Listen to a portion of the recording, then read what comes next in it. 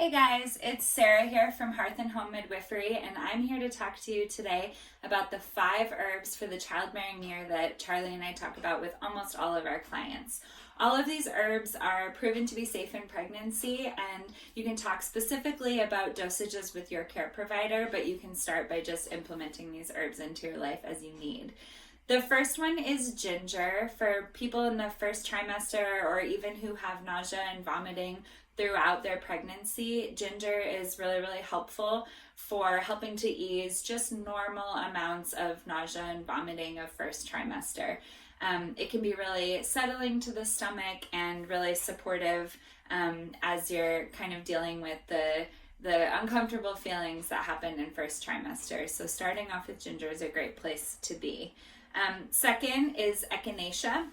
Echinacea is an herb that helps with immune support, and it's safe for pregnancy. So while a lot of over-the-counter medications for cold and flu and things like that are not proven to be safe in pregnancy, or their safety is unknown, you can really count on echinacea to be a safe go-to. So as you're moving into cold and flu season and you're also pregnant, there are going to be things that you want to help boost your immune system and keep you safe through that season, and echinacea is a great way to go.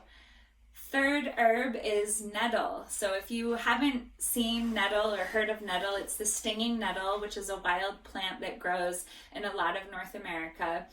It's stinging to the touch, so that's why it's called stinging nettle, and it's not something that you want to touch the plant without gloves or anything like that on. However, in a dried form or even in the fresh form, once the nettle barbs have been taken off, nettle is incredibly effective at treating iron deficiency anemia. A lot of people in our care have their hemoglobin and hematocrit checked early in pregnancy, and we discovered that they're anemic.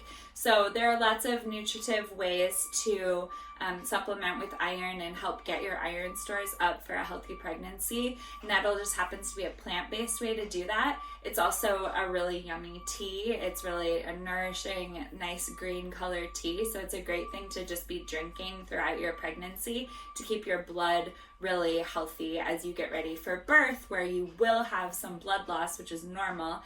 It's great to have your iron stores built up. Also for the postpartum, for mood support, for having breastfeeding success and feeling good while you're breastfeeding, getting your iron up can be really helpful for all of those things.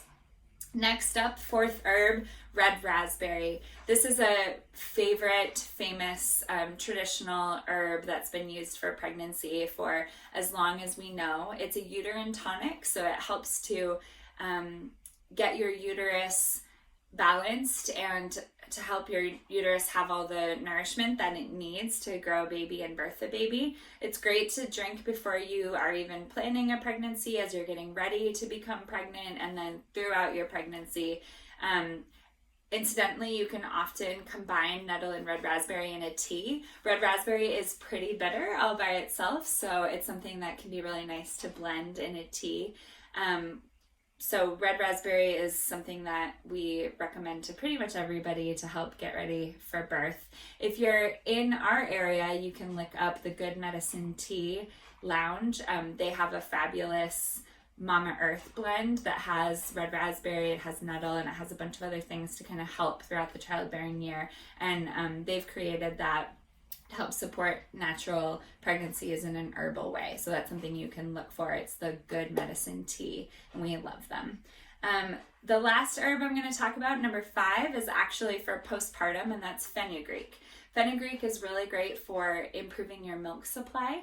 So we recommend just having fenugreek tea throughout the day. If you're at all worried about your milk supply, maybe you have a history of having a low supply in a different pregnancy, a different breastfeeding journey, or maybe you're just worried about it for one reason or another, this is something you can do to support your system to create more milk. It's a time-tested herb, and a lot of moms have really noticed a big difference when they drink fenugreek in terms of having just this really great milk flow for their baby. So that's it. Those are the 5 basic herbs that we recommend for the childbearing year. Of course, as midwives, we're passionate herbalists, and There are a bunch of different herbs that we talk to individuals about depending what's going on with their case.